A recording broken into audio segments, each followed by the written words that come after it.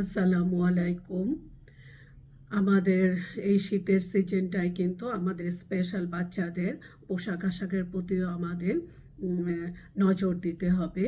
কারণ এই সময়টায় তারা যেমন খেলাধুলা করলে খুব দ্রুত ঘেমে যাচ্ছে, তেমনি আবার কিন্তু পরক্ষণেই তারা বেশ ঠান্ডা ফিল করে।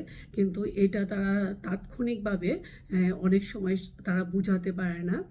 তাই আমরা যারা প্যারেন্টস আছি কিংবা তাদের যে কেয়ার গিভার আছে, তাদেরকে এই ব্যাপারটি ইনশিওর করতে হবে যে তাদের যখন ঠান্ডা লাগছে তখন তাদেরকে যাতে গরম কাপড় দেওয়া হয়, আবার যখন তাদের গরম লাগছে তখন যাতে তাদেরকে গরম কাপড়টি সরিয়ে একটু আরাম দেওয়ার চেষ্টা করা হয়।